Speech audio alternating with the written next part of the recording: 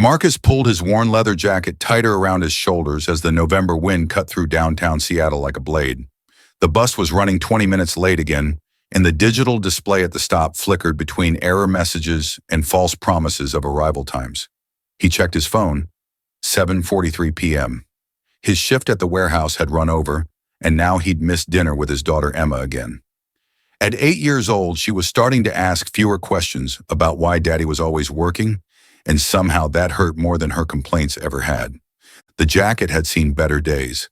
The leather was cracked along the elbows, and the zipper stuck halfway up, but it had been his father's before lung cancer took him 2 years ago. Marcus couldn't afford to replace it, and truthfully, he didn't want to. Some nights, when the world felt too heavy, he'd catch a faint whiff of his father's cologne still lingering in the fabric, and for just a moment, he wasn't alone. A woman approached the bus stop, her heels clicking urgently against the wet pavement. Even in the dim streetlight, Marcus could see she was dressed expensively. A sleek black dress that probably cost more than he made in a month. Designer handbag clutched to her side. But what struck him wasn't her obvious wealth. It was how violently she was shivering. The dress was elegant but completely inadequate for Seattle's November bite, and she had no coat, no jacket, nothing but thin fabric between her and the cold that was making even Marcus uncomfortable in his leather. She stood about 10 feet away, arms wrapped around herself, teeth chattering audibly. Her phone was pressed to her ear, but Marcus could only catch fragments of her conversation over the wind. Something about meetings and apologies and being stranded. She ended the call and immediately dialed another number, her fingers fumbling with cold. Marcus watched her for several minutes, torn between the ingrained urban instinct to mind his own business and something deeper that his father had instilled in him years ago. "Son," his dad used to say, "the measure of a man isn't what he keeps for himself, but what he's willing to give when it matters." Easy words when you had enough to give. Harder when giving meant going without. The woman's second call ended badly. Even from a distance, Marcus could see her shoulders shake, and not just from the cold. She was crying, trying to hide it, but the streetlight caught the tears on her cheeks. She looked around desperately, as if searching for shelter that didn't exist, then sank onto the metal bench despite its icy surface. Marcus made his decision before his practical mind could talk him out of it. He approached slowly, not wanting to startle her. "Excuse me," he said gently. "Are you all right?" She looked up, startled, and quickly wiped her eyes. Up close, he could see she was probably in her early 40s, with kind eyes despite her obvious distress. "I'm fine," she said automatically, the way people do when they're anything but fine. "Just waiting for the bus." "In this weather, without a coat?" Marcus shrugged off his father's jacket. "Here, take this. You're freezing." She stared at him in genuine shock. "Oh no, I couldn't. You need it. I'm fine, really." "Ma'am, respectfully, you're turning blue, and I've got more layers than you do." This was a lie. Underneath the jacket, Marcus wore only a thin flannel shirt that had already been inadequate at the warehouse. But she didn't need to know that. "But it's your jacket. I can't just—" "My father always said a jacket's just leather and thread until it's keeping someone warm. Then it becomes something more." Marcus held it out to her. "Please, it would make me feel better knowing you're not going to catch pneumonia waiting for our perpetually late bus." She hesitated for a long moment, studying his face as if trying to read his intentions. Whatever she saw there must have satisfied her, because she finally accepted the jacket with trembling hands. "Thank you," she whispered, slipping it on. It was too big for her, but the relief on her face was immediate. "This is incredibly kind. I'm Sarah, by the way. Sarah Chen." "Marcus Rodriguez." He sat down on the bench beside her, immediately feeling the November air bite through his flannel.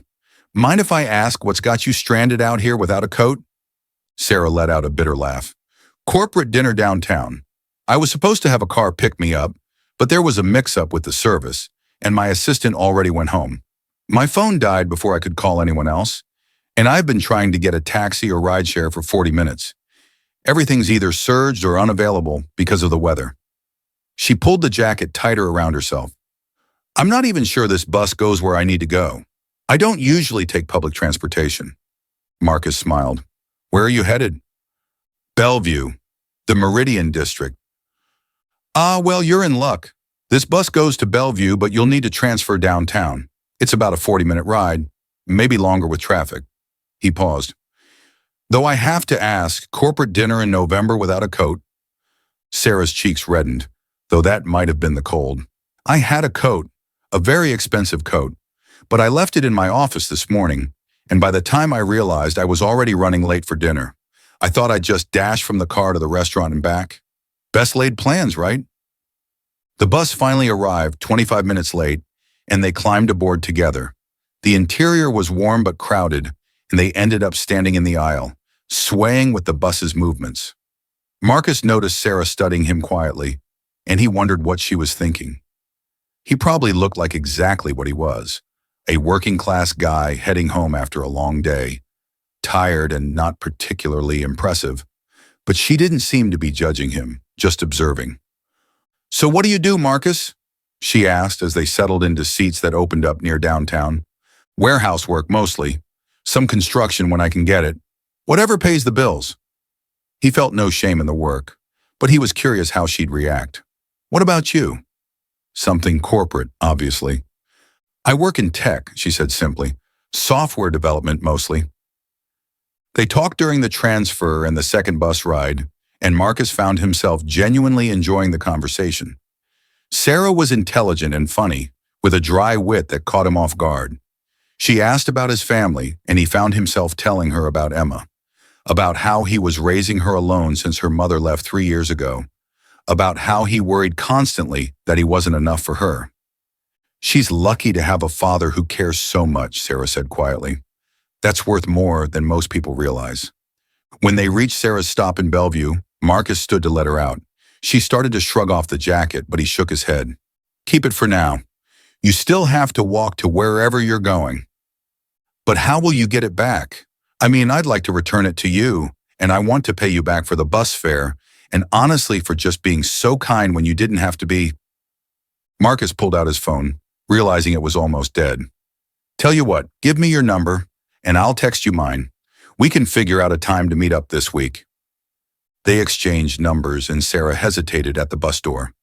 "Marcus, I know this might sound strange, but what you did tonight, it meant more than you know. I was having the worst day, feeling completely alone, and you reminded me that there are still good people in the world." "We all need reminding sometimes," Marcus said. "Get home safe, Sarah." The next morning, Marcus woke up to a text from Sarah. "Good morning. I can't thank you enough for last night. Would you be free for coffee this afternoon? I'd love to return your jacket and buy you lunch as a small thank you. Also, I may have a proposition that could interest you." Marcus stared at the message, unsure what to make of it. A proposition? He texted back that he could meet her after work, around 6 p.m., and she suggested a coffee shop in downtown Seattle. The rest of the day dragged by. Marcus found himself wondering about Sarah, about what kind of proposition she might have, about whether he'd misread the situation somehow. She'd seemed genuine the night before, but daylight had a way of making late-night encounters feel surreal. He arrived at the coffee shop 10 minutes early and was surprised to find Sarah already there, his father's jacket folded neatly beside her. She looked different in daylight, still well-dressed, but somehow more approachable. She waved him over to a corner table where she'd already ordered 2 coffees. "I hope you don't mind, I got you a latte. I wasn't sure what you preferred." "Latte's perfect, thank you." Marcus sat down and accepted his jacket back, immediately putting it on. It still smelled faintly of Sarah's perfume, something light and inexpensive.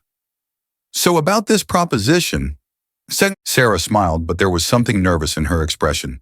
"First, I owe you complete honesty about who I am. Last night, when I said I work in tech, that was true, but it wasn't the whole truth." She took a deep breath.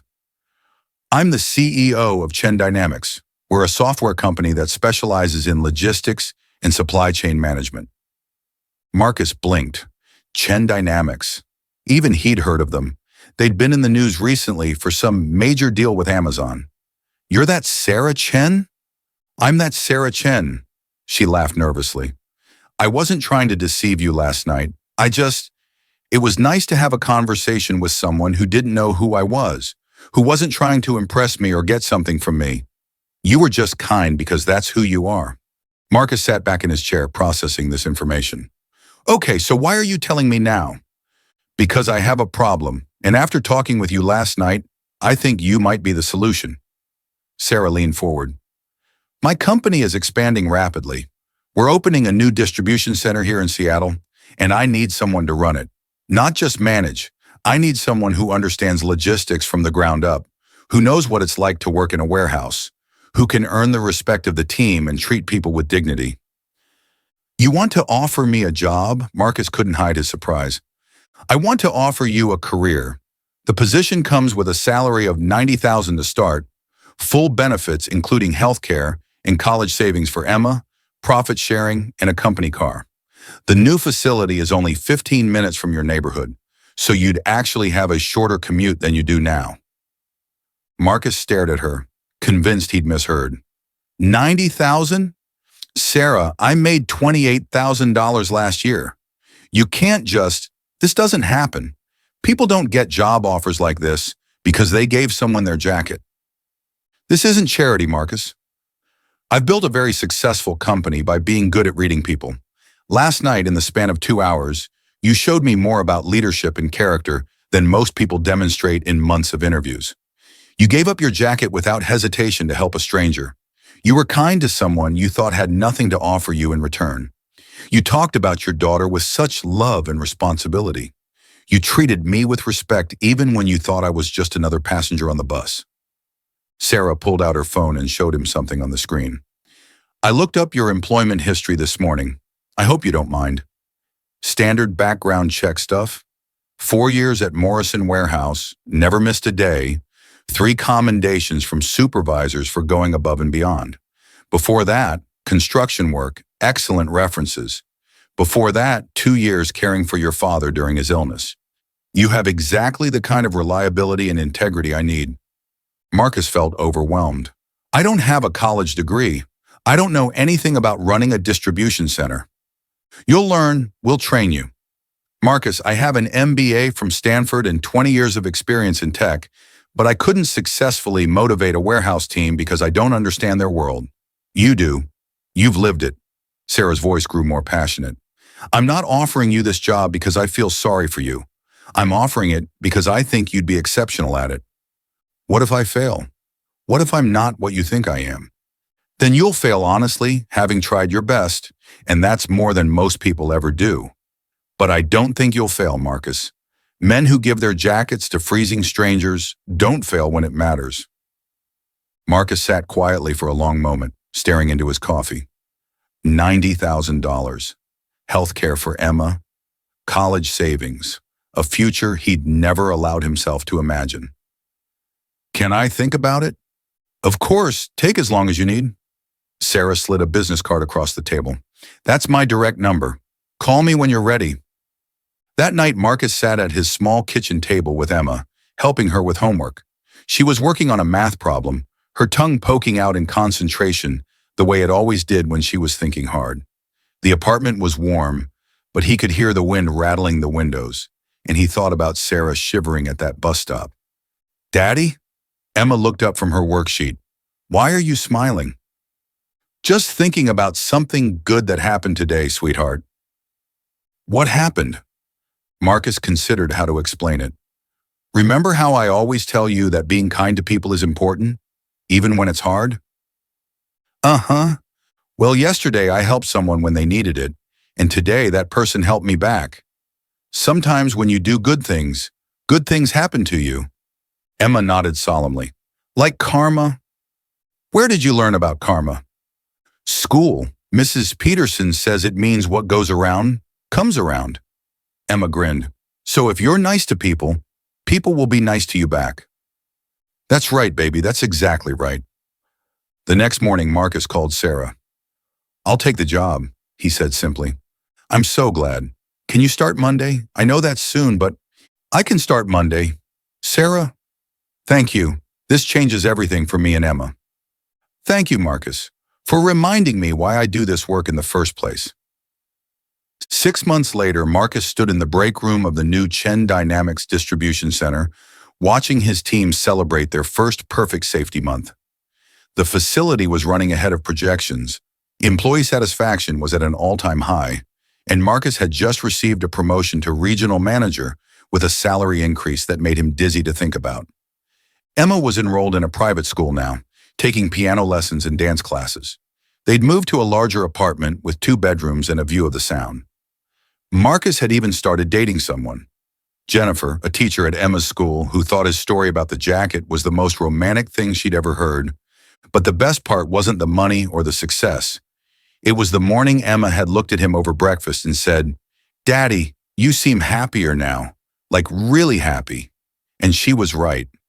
For the first time since his father died, Marcus felt like he was building something instead of just surviving. Sarah stopped by the distribution center that afternoon, as she did every few weeks. They developed an easy friendship, built on mutual respect and shared values. She watched Marcus interact with his team, seeing the way they trusted him, the way he balanced authority with compassion. "I have news," she said when they sat down in his office. "We're opening 3 more facilities on the West Coast. I want you to oversee the entire operation." Marcus leaned back in his chair, still sometimes amazed by the turns his life had taken. "You know, if someone had told me a year ago that giving my jacket to a stranger would change my entire life, I'd have said they were crazy." "It wasn't really about the jacket, though, was it?" Sarah smiled. "It was about who you are. The jacket was just the proof. My father used to say that kindness was the only thing that multiplied when you gave it away. I never really understood what he meant until now. He sounds like he was a wise man. He was. I just wish he could see how things turned out."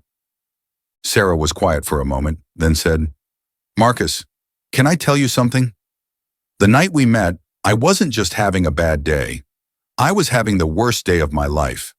I just found out that my ex-husband was trying to take my kids away from me, claiming I was an unfit mother because I worked too much. I'd lost a major client that afternoon due to a mistake by someone on my team.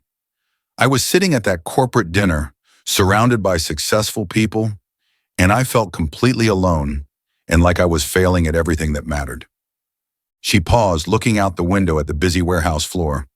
"When you gave me your jacket, when you just showed simple human kindness to a stranger, it reminded me that success isn't just about money or power. It's about the kind of person you choose to be when nobody's watching. You helped me remember who I wanted to be." "What happened with your kids?" "I won. The judge could see that my ex-husband was just being vindictive, but more importantly, I changed how I approach my life now. I still work hard, but I'm more present for my children. I try to treat my employees the way you treat yours, like human beings who deserve respect and consideration." Marcus nodded. "Sounds like that jacket helped us both find what we needed." "It really did." Sarah stood up to leave, then turned back. "Oh, and Marcus, I still have that jacket. I mean, I know it's yours, but you let me keep it that night, and somehow it became symbolic for me. I hope you don't mind." "Keep it," Marcus said. "My father would have loved knowing his jacket was still out there, still keeping someone warm when they needed it." That evening, Marcus picked up Emma from her piano lesson and took her out for ice cream to celebrate her recital performance. As they walked home, she slipped her small hand into his and said, "Daddy, tell me again about the jacket story."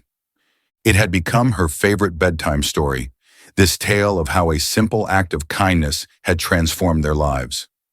Marcus never tired of telling it, because each time he did, he was reminded of the lesson his father had tried to teach him all those years ago. "Once upon a time," he began, "there was a man who thought he was just giving away a jacket. But what he was really giving away was much more important than that." "What was he giving away?" Emma asked, even though she knew the answer by heart.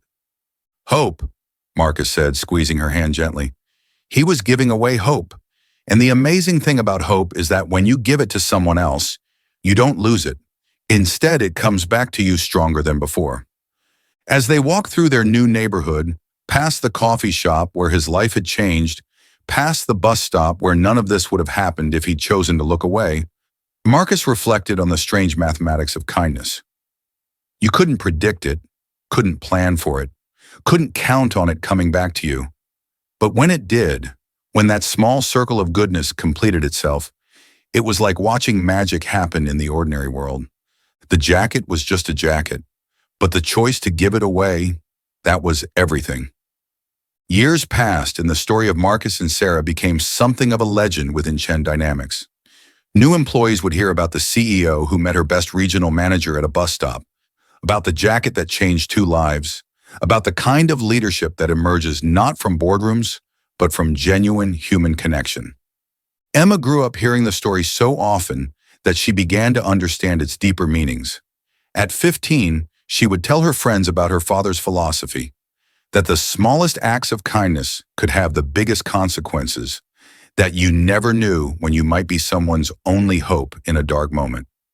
Marcus had kept in touch with several of his former co-workers from the warehouse.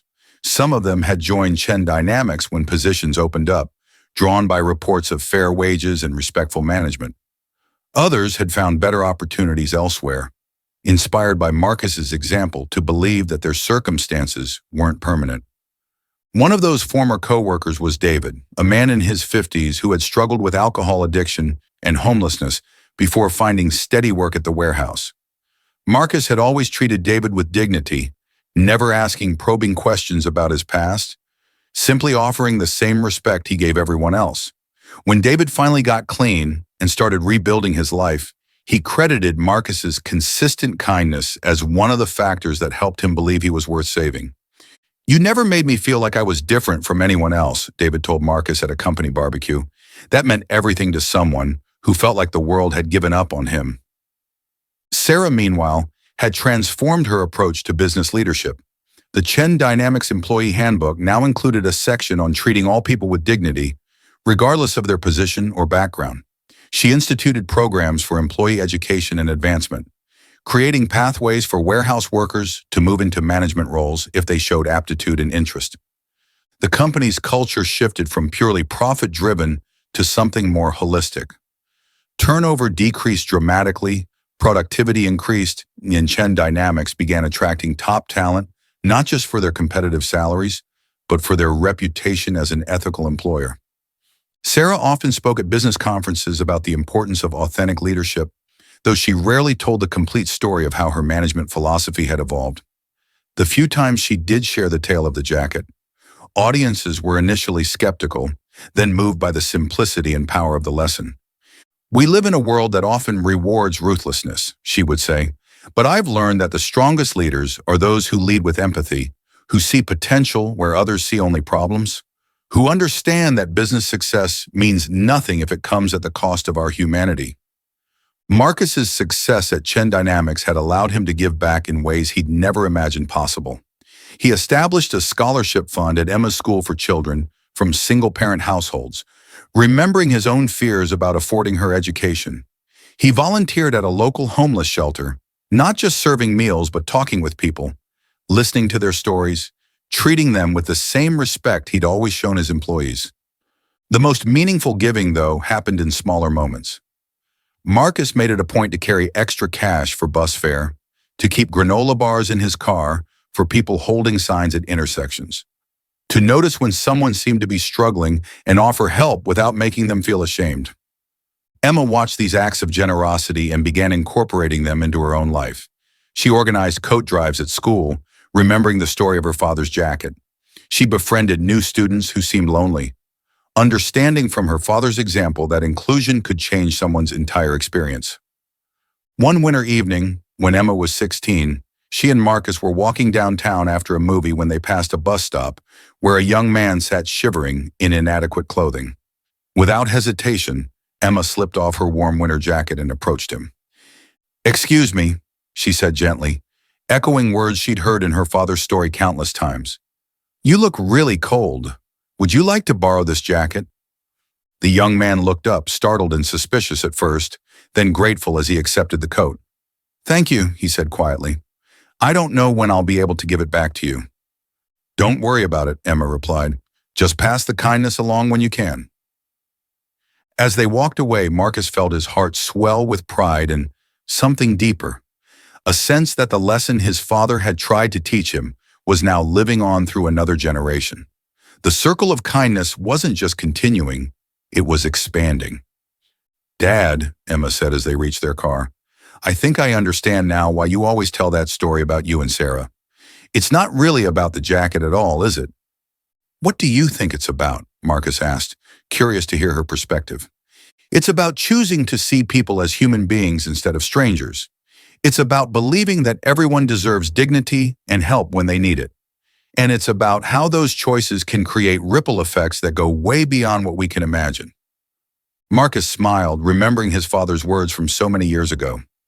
Your grandfather would be proud to hear you say that. I wish I could have met him. You have more of him in you than you know. The kindness, the wisdom, the way you see the best in people, that's his legacy living on through our family. As they drove home, Marcus thought about the strange journey that had brought him to this moment. The scared, overwhelmed single father who had given away his jacket on a cold November night could never have imagined the life he was living now. Not just the financial security, though that was life-changing, but the sense of purpose, the meaningful work, the knowledge that his actions had positive impacts on hundreds of people's lives. Sarah had kept in touch over the years, and their friendship had deepened beyond their professional relationship. She had remarried, a kind man who appreciated her commitment to ethical business practices, and her children had grown up knowing Marcus and Emma as part of their extended family. The four kids would often play together at company events, and Sarah joked that they were raising the next generation of leaders who would prioritize compassion alongside competence. At Emma's high school graduation, Sarah gave a speech as the guest speaker. She talked about the importance of kindness in leadership, about how the business world needed young people who understood that success meant lifting others up, not climbing over them. I once met a man at a bus stop, she said, looking directly at Emma in the audience, who taught me that the measure of our character isn't what we achieve for ourselves, but what we're willing to sacrifice for others. That lesson has guided every important decision I've made since then. After the ceremony, Emma approached Sarah. Thank you for giving my dad a chance, she said.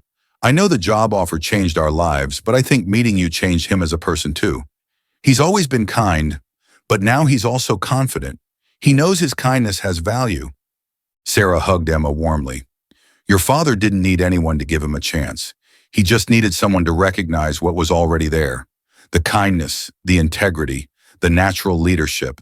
Those were always part of who he was. That summer, as Emma prepared to leave for college on a full scholarship she'd earned through academic excellence and community service, she and Marcus took a walk through their old neighborhood. They passed the bus stop where everything had changed, now part of a gentrifying area that looked quite different from the struggling community it had been 7 years earlier. Do you ever wonder what would have happened if you hadn't given Sarah your jacket that night? Emma asked. Marcus considered the question. I think about it sometimes. We probably would have been okay eventually. I was working hard. You were growing up to be an amazing person, regardless of our circumstances. But I'm grateful for how things worked out. Not just because of the opportunities, but because of the reminder that our actions matter more than we know. What do you mean? That night, I was just trying to help someone who was cold. I had no idea it would lead to a better job, or that Sarah would become such an important part of our lives, or that her business philosophy would change because of our conversation. I was just doing what felt right in the moment. Marcus paused, watching a bus pull up to the stop where their story had begun. I think that's the real lesson, Em. We can't control the consequences of our kindness, but we can control whether we choose to be kind. And if we keep making that choice consistently, even when it's difficult or inconvenient, good things tend to happen. Emma nodded, understanding. It's like that quote you have on your office wall. No act of kindness, no matter how small, is ever wasted. Exactly. Your great-grandfather understood that. He passed it to me. I've tried to pass it to you, and someday you'll pass it to your children. As they walked home, the evening sun casting long shadows on the sidewalk, Marcus reflected on the unexpected trajectory of his life. The man who had once worried about having enough money for bus fare was now overseeing operations for one of the most successful logistics companies on the West Coast. The father who had feared he couldn't provide adequately for his daughter was watching her head off to an Ivy League university with full funding. But more than the material changes, Marcus treasured the deeper transformation. He had learned that kindness wasn't just something nice to do when convenient, it was a way of moving through the world that created connections, opportunities, and meaning. It had taken a freezing woman at a bus stop to teach him that his father's lessons weren't just moral guidelines, but practical wisdom for building a meaningful life. The jacket itself had become a symbol within their family and within Chen dynamics. Sarah still kept it in her office, not displayed prominently, but folded carefully in a drawer where she could see it when she opened her desk. She would touch it sometimes before difficult decisions, remembering the man who had given it freely and the lesson it represented about the kind of leader she wanted to be. Marcus had bought several new jackets over the years, high-quality ones that befitted his new position, but he still missed his father's old leather jacket sometimes. Not for its warmth or appearance, but for the memories woven into its fabric and the reminder it had provided of his father's values. Emma understood this, and for her father's 50th birthday, she presented him with a surprise. A vintage leather jacket, carefully chosen to match the style of the one he'd given away, with his father's initials discreetly embossed inside the collar.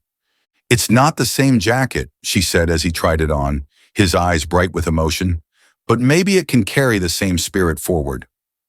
Marcus hugged his daughter tightly, overwhelmed by her thoughtfulness and by the realization that the values his father had instilled in him were now living on through her. The jacket his father had worn, the jacket he had given to Sarah, this new jacket that Emma had chosen with such care. They were all part of the same story, the same commitment to kindness and generosity that had shaped 3 generations of his family.